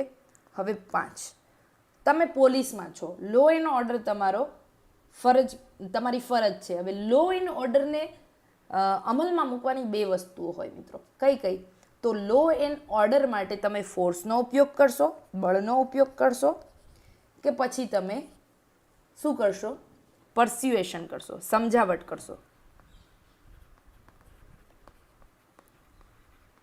શું તમે કરશો, શું તમારી પાસે આ બધી સમસ્યાઓ છે, પડકારો છે, ઓકે. હવે જુઓ, અહીંયા તમારે તાત્કાલિક આ જે આપણે અહીંયા લખ્યું એ વસ્તુને અલગ રીતે તમે બીજો જ પોઈન્ટ લખવાનો, ભલે 2 પોઈન્ટ થાય. હવે સ્પીડી એક્શન લેશો, ઝડપી કાર્યવાહી કરશો, કે પછી ડ્યુ પ્રોસેસમાં જશો. ડ્યુ પ્રોસેસમાં જવું હોય શું થાય, આનું પોલીસ FIR કરી નાખે આ ઘટનાની, એની સામે કેસ કરે. આ કેસ પછી બંને વ્યક્તિઓ ક્યાં જઈને લડે, કોર્ટમાં જઈને લડે. તો એક ડ્યુ પ્રોસેસ એ થઈ. સ્પીડી એક્શન કરો અને ડ્યુ પ્રોસેસ કરો, તો જ્યારે ડ્યુ પ્રોસેસ અમલમાં મૂકો તો તમારે એની ટોટલ જે SOP છે, સ્ટાન્ડર્ડ ઓફ પ્રોટોકોલ, એ નિભાવવો પડે. તો તમે કરશો શું, આ પરિસ્થિતિ આવી વણસી ગઈ છે, આમાં તમારી પાસે શું ઉપાય છે. બીજું કે તમને હવે જુઓ, વચ્ચે એક વર્ડ હતો ગર્ભિત ઇશારો, અને આ શું હતો, ગર્ભિત ઇશારો, કે તમારી ઇન્સ્ટિટ્યુશનમાં જ એક વ્યક્તિ છે ક્ષ નામનો, અને એની સોશિયલ મીડિયા પોસ્ટ છે, એના ઉપર જે એના પગલાં છે, અથવા તો એની જે પણ કોઈ પદ્ધતિ અપનાવે છે સોશિયલ મીડિયા ઉપર પોસ્ટ કરવાની કે વધેરે, એની તરફ ગર્ભિત ઇશારો કરવામાં આવ્યો હતો. હવે ગર્ભિત વર્ડથી તમે પોલીસમાં છો ને, તમને કોઈ આવી રીતે હિડન હિન્ટ આપે છે તો તમે શું કરશો, ખુલ્લેઆમ એની તપાસ કરશો? ના. અહીંયા તમે શું કરશો, કોન્ફિડેન્શિયલ રહેશો, બરોબર. મતલબ કે તમે એની તપાસ છે એ કોન્ફિડેન્શિયલ ઇન્વેસ્ટિગેશન કરશો કે પછી પબ્લિક ટ્રાન્સપરન્સી તમે જાળવશો, શું કરશો? આ બધા તમારી સામે શું છે? એથિકલ ઇસ્યુ છે, તમારી સામે પડકારો છે.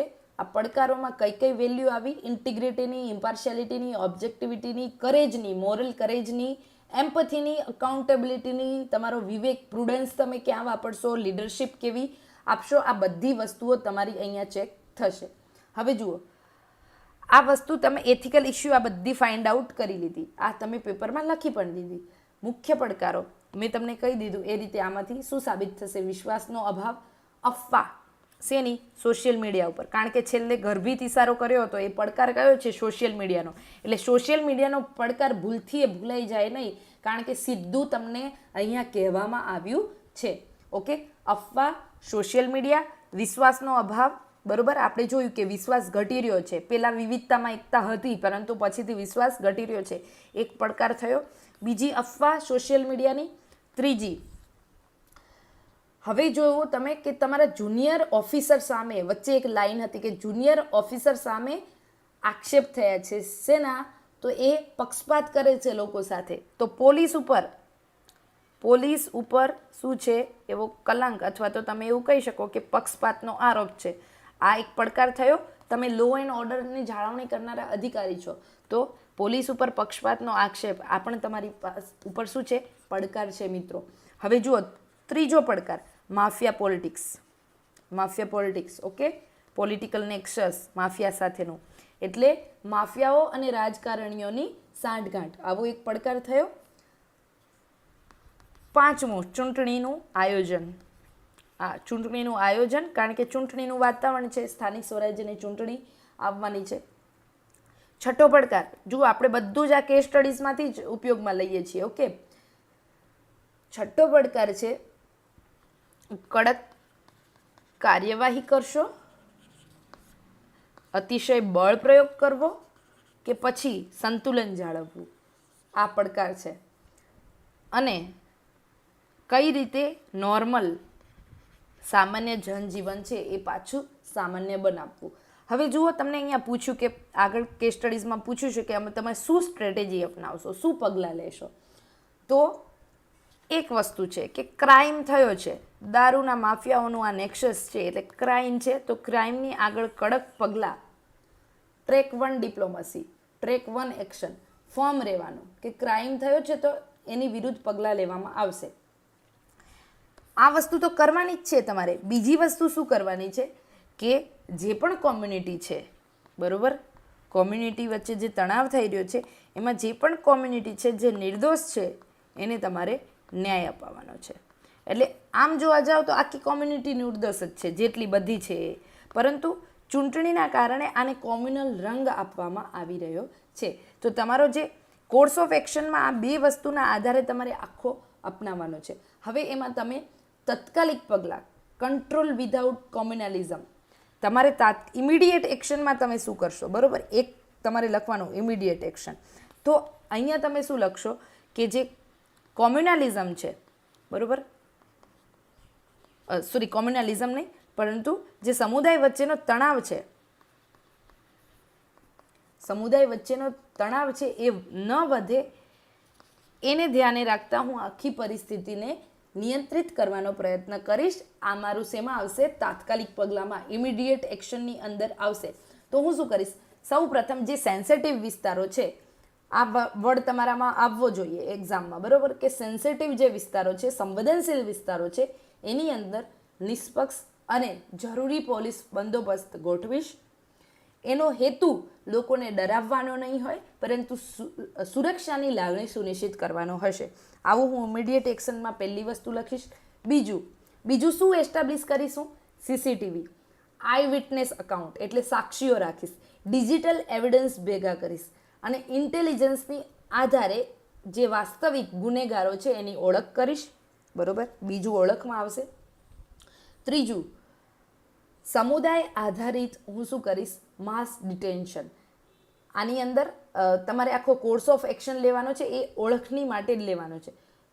ચોથી વસ્તુ, તો માફિયા તત્વો જે હશે, હિંસા ભડકાવનાર જે હશે, ગેરકાયદેસર દારૂના જે નેટવર્ક ચાલી રહ્યા છે, બરોબર, આ બધા હાનિકારક જે મિસઇન્ફોર્મેશન ફેલાવનારા તત્વો સામે હું હકીકતો અને પુરાવાના આધારે કાર્યવાહી કરીશ. ઓકે, આની સાથે હું સ્પષ્ટ સંદેશ આપીશ. પબ્લિક કોન્ફરન્સ કરી દેવાની, બરોબર. પબ્લિક કોન્ફરન્સ કરીને હું સ્પષ્ટ સંદેશ આપીશ કે કાયદો એ ધર્મ કે સમુદાયને નહીં, પરંતુ તમે કેવા કામ કરો છો એ વસ્તુને જોવે છે, બરોબર. એટલે આ 5 વસ્તુઓ તમે કહી દેશો ઇમિડિયેટ એક્શન્સમાં, બરોબર. હવે બીજું કે પોલીસ ઉપર પક્ષપાત થયો છે, બરોબર.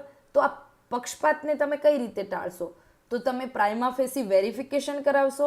આના માટે body camera, CCTV, official records વગેરે તપાસશો. એ વ્યક્તિના જરૂર હોય ત્યાં ન્યુટ્રલ ઓફિસર્સ દ્વારા ઇન્ક્વાયરી બી કરાવશો. ડિપાર્ટમેન્ટલ કમિટીની તપાસ બી બેસાડશો અને આક્ષેપ ખોટા હોય તો એનું ક્લેરિફિકેશન પણ આપશો. એટલે પોલીસ પર જે આક્ષેપ થયા છે તમારે એ વસ્તુની અહીંયા કોર્સ ઓફ કરેક્શનમાં એ પણ લેવાનું છે. હવે 6ઠ્ઠી વસ્તુ તમે શું કરશો? જનતાને સંવાદિતા અને શાંતિ માટે સંમત કરશો. કઈ રીતે?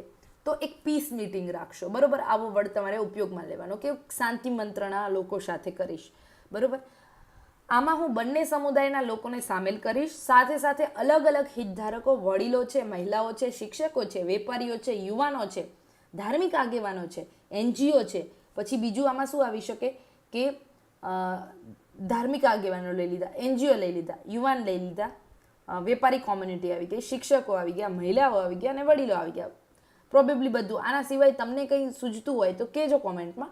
પરંતુ આટલા લોકોને સામેલ રાખીને હું એક પીસ અને હાર્મની કમિટી બનાવીશ.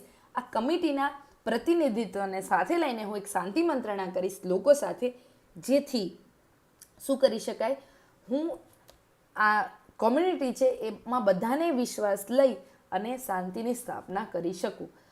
તો જુઓ, આ વસ્તુમાં આપણે કેટલી વસ્તુ લઈ આવ્યા, બરોબર. પહેલેથી તમે કે મારો કોર્સ ઓફ એક્શન ઇમિડિયેટ શું હશે, તો હું ડેપ્લોય કરી દઈશ, પોલીસ બંદોબસ્ત કરીશ. તો પણ એમાં તમારે કહી દેવાનું છે સાથે જ કે અહીંયા મારો ડરાવવાનો આશય નથી, પરંતુ આશય શું છે? સુરક્ષાની લાગણી ઊભી કરવાનો. બીજું, તમે CCTV, આઈ વિટનેસ અકાઉન્ટ બનાવશો, ડિજિટલ એવિડન્સ લઈ આવશો, ઇન્ટેલિજન્સ ગોઠવશો અને એકચ્યુઅલ ઓફેન્ડર્સની તપાસ કરશો, બરોબર. એટલે આ રીતે તમે દારૂના નેટવર્ક અને મિસઇન્ફોર્મેશન ફેલાવનારા લોકો છે એની સામે પણ એવિડન્સ આધારે કાર્યવાહી કરશો. આના આધારે તમે હવે પબ્લિક કોન્ફરન્સ કરશો સાથે. કેમ? તો કાયદાનું મૂળ કામ શું છે એ તમારે લોકોને કહેવાનું છે. પોલીસ તમારી સાથે છે એની માટે તમે શાંતિ મંત્રણા કરશો અને પોલીસ ઉપર જે આક્ષેપ થયા છે એની માટે તમે શું કર્યું છે એ પણ તમે અહીંયા કેસ સ્ટડીઝની અંદર કહી દેશો કે તમે પ્રાઇમા ફેસી વેરિફિકેશન કરાવશો, ડિપાર્ટમેન્ટલ કમિટી બેસાડશો, ન્યુટ્રલ ઓફિસર્સની નિમણૂક કરશો. આ બધું તમારે કેસ સ્ટડીઝની અંદર અહીંયા તમને પૂછવામાં આવ્યું છે. એ કેસ સ્ટડીઝ આગળ જતી રહી છે. બી પેશન્ટ્સ, જેથી આપણે ત્યાં પહોંચી જઈએ, બરોબર. ક્યાં છે? યસ, શ્રીમાન યસ, આ જ છે. જુઓ, કયા પડકારો હતા એની વાત કરી. શાંતિ સ્થાપવા, સહયોગ આપવા માટે જનતાને સંમત કરવા, સાથોસાથ કઈ રીતે ગુનેગારોને અંકુશમાં લેશો એની આપણે વાત કરી દીધી કે પહેલાં ઇમિડિયેટ એક્શનમાં જ આપણે ગુનેગારોને અંકુશમાં લેવાની વાત કરી. અને લોકો સાથે શાંતિ સ્થાપવામાં આપણે શું કરીશું? પબ્લિક કોન્ફરન્સ, એક પીસ મંત્રણા, શાંતિ મંત્રણા કરીશું. એમાં આપણે કમિટી બનાવીશું, બરાબર. કોમ્યુનિટી માટેની કોન્ફિડન્સ બિલ્ડિંગ પ્રોસેસ માટે આપણે એક કમિટી બનાવીશું. એ બંને સમુદાયો, જેટલા સમુદાયો હશે એ સમુદાયના પ્રતિનિધિ હશે એમાં, બરાબર. વડીલો, મહિલાઓ, શિક્ષકો, આ બધું લખી નાખવાનું. એટલે એમાં એમ થાય કે તમે કોમ્પ્રિહેન્સિવ બધું વિચારો છો. આવી પીસ અને હાર્મનીવાળી એક કમિટી બનાવી અને તમે શું કરશો? શાંતિ સ્થાપવાનો પ્રયત્ન કરશો. હવે પૂછ્યું છે કે આના પરિણામો શું હોઈ શકે, બરોબર. પબ્લિક કોમ્યુનિકેશન થશે એટલે બંને સમુદાયો સુરક્ષિત છે, નિર્દોષ વ્યક્તિ સામે કાર્યવાહી નહીં થાય, ગુનેગાર જે હશે એને પેલું થશે, બરોબર. હવે તમે આમાં પૂછ્યું છે કે આના સાસા વ્યવહારુ પગલાં અને પરિણામો શું હોઈ શકે. તો પરિણામોમાં શું આવશે? જુઓ કે તમે આવો પગલું લેશો એનાથી લોકોનો વિશ્વાસ પાછો આવશે, સમુદાયો વચ્ચે શાંતિની સ્થાપના થશે, એકતામાં વિવિધતા જળવાશે, ઇન્સ્ટિટ્યુશન પ્રત્યેનો ટ્રસ્ટ લોકોમાં ઇનબિલ્ટ થશે, ચૂંટણીનું આયોજન છે એ ફેર રીતના થઈ શકશે, પોલિટિકલ નેક્સસ છે એ તૂટશે, બીજું કે તમારી એડમિનિસ્ટ્રેટિવ ન્યુટ્રલિટી છે એ પાછી સ્થાપિત થશે, બંધારણના આધારે સરકાર ચાલશે. આ બધી વસ્તુઓ તમારે ક્યાં લખવાની છે? પરિણામ. એટલે જો ઉપરની સ્ટ્રેટેજી અમલમાં મુકાય તો પહેલી વસ્તુ કે તાત્કાલિક હિંસા ઘટી જશે, બરોબર. આ વસ્તુ તમારે પરિણામ લખવાની. હિંસા ઘટશે, અફવાઓ પર નિયંત્રણ આવી જશે અને લોકો સુરક્ષાને લાગણી અનુભવશે. મધ્યમ ગાળે શું થશે? પોલીસો ઉપર વિશ્વાસ લોકોનો પાછો આવી જશે, વહીવટમાં લોકોનો વિશ્વાસ વધશે અને એકતામાં વિવિધતા પાછી સ્થાપિત થશે. માફિયાઓનું નેટવર્ક તૂટશે, પોલિટિકલ જે એક્સપ્લોઇટેશન થતું હતું એ હવે અટકી જશે અને જે પોલીસ ઉપર જે આક્ષેપો થયા હતા એ પાછી એ દૂર થશે અને જે લોકો સોશિયલ મીડિયા ઉપર અફવાઓ ફેલાવે છે એમાં સજાનો ભય બેસશે. તો આ રીતે તમે એના પરિણામો પણ એક પછી એક વ્યવસ્થિત રીતે તમે જે રીતે ટેકનિક ઉપયોગમાં લીધી છે એના આધારે તમારે કહેવાના છે. હવે આવે છે અહીંયા કે તમે આનું વિશ્લેષણ અને ચર્ચા કરો. હવે આ વિશ્લેષણ અને ચર્ચા કરવાની કીધી છે ને, એનો મતલબ એમ છે કે આપણે જે મેં તમને આખી કેસ સ્ટડીઝ અત્યારે સમજાવી એમાં જુઓ દરેક ઘટકોને અલગ અલગ કરી દીધા. સંશ્લેષણ કરવું એટલે શું? બધું ભેગું કરી દેવું. વિશ્લેષણ કરવું એટલે શું? દરેક વસ્તુને અલગ કરી દેવી. પરસ્પરની જે સંબંધો હોય, સમસ્યા હોય, આ બધું તમારે સમજાવી દેવાનું. તો દેખીતી સમસ્યા શું હતી? વિશ્લેષણ કરવાનું કીધું એટલે બે સમુદાયો. એટલે બે સમુદાયો છે તો બંને સમુદાયની તમારે અહીંયા સમસ્યાઓ છે એ લખી દેવાની. મૂળ સમસ્યા એક જ હતી, ગેરકાયદે દારૂના ધંધામાં માફિયાઓ વચ્ચે હરીફાઈ. બીજું કે વિશ્લેષણ કર્યું તો તમે શું કર્યું? આપણે આમાં જોયું કે સ્થાનિક ચૂંટણીઓ જે હતી, લોકોનો વિશ્વાસ હતો, સાથે અફવાઓ હતી અને પોલીસ ઉપર પક્ષપાતના આક્ષેપો હતા. આ બધું જ આપણે અલગ અલગ રીતે ડીલ કર્યું. એટલે આપણે આ ક્વેશ્ચનને વિશ્લેષણના ફોર્મમાં લખ્યો છે એવું સાબિત થઈ ગયું. ચર્ચા કરવાની કીધી તો આપણે ચર્ચા શું કરી કે અહીંયા એક જ સાઈડનો આપણે ના ઉપયોગ કર્યો. આપણે જોયું તાત્કાલિક એક્શનમાં તમે શું લેશો, લાંબા ગાળે શું કરશો. એટલે ડિફરન્ટ પ્રોસ્પેક્ટિવ છે તમે અહીંયા લઈ લીધા કે કડક પોલીસ કાર્યવાહી બી કરી તાત્કાલિક પેલામાં અને લાંબા ગાળે તમે કોમ્યુનિટીના લીડર્સ સાથે પીસ મીટિંગ બી કરી. એટલે તમે બે અપ્રોચ લીધા છે. ડિસ્કસ કરવું એટલે અલગ અલગ અપ્રોચ સાથે કેસ સ્ટડીઝમાં આગળ વધવું, બરોબર. તો આ આખી કેસ સ્ટડીઝ હતી. આ કેસ સ્ટડીઝ આપણે અહીંયા બહુ વ્યવસ્થિત રીતે મેં તમને સમજાવવાનો પ્રયત્ન કર્યો. કોઈ પણ કેસ સ્ટડીઝ પૂરી થાય ત્યારે એનું કન્ક્લુઝન લખવું. કન્ક્લુઝન નહીં લખો તો પૂરતા માર્ક્સ નહીં મળે. કોઈ પણ ક્વેશ્ચન એથિક્સમાં તમે લખો છો એ પેલો વિધાન બેઝ ક્વેશ્ચન છે કે કેસ સ્ટડીઝ છે, કન્ક્લુઝન મિસ નહીં કરવાનું. કન્ક્લુઝન તમારે લખવાનું છે અને ટાઈમ ખૂટે છે તો તમે કેસ સ્ટડીઝની અમુક ઇન્ટરનલ વસ્તુઓ ઘટાડી દો પણ કન્ક્લુઝન સુધી પહોંચી જવાનું છે. તો જે પણ તપાસે છે ને એને એવું થશે કે આનું પેપર છૂટ્યું નથી. પહેલી ઇમ્પ્રેશન તમારી પોઝિટિવ આ બેસે, બરોબર. એટલે આ રીતે તમારે શું કરવાનું છે? આ કોર્સ ઓફ એક્શન લઈને તમારે આની અંદર ચર્ચા કરવાની. હવે બીજું કે આની સાથે હું તમને હવે અહીંયાથી એક કેસ સ્ટડીઝ સજેસ્ટ કરું છું. એ યુપીએસસીની 2025ની કેસ સ્ટડીઝ છે અને એની અંદર મૂળ ઘટના એવી બની છે અને પર્સનલ ઇસ્યુ બી આમાં ઇન્વોલ્વ છે. એટલે આ કેસ સ્ટડીઝ આજે તમે તમારી જાતે પ્રિપેર કરજો કે એક ડેપ્યુટી કમિશનર છે એ નોર્થ ઇસ્ટમાં એની નિમણૂક થઈ રહી છે. ત્યાં ક્લાઉડ બ્રસ્ટ થઈ ગયું છે, ઓગસ્ટનો મહિનો છે અને ડેમેજ બહુ વધારે થઈ ગયું છે. 200 જેટલા લોકો છે એ મરી ગયા છે, 5000 લોકો આનાથી ઇન્જર્ડ થઈ ગયા છે અને સિવિલ એડમિનિસ્ટ્રેશન છે એના માટે આ વિજય નામનો જે વ્યક્તિ છે એ બહુ એક્ટિવ આખો પ્લાન બનાવીને ત્યાં એ શું કરી રહ્યો છે? આખું ઇમ્પ્લિમેન્ટ કરી રહ્યો છે વસ્તુ. ઓકે.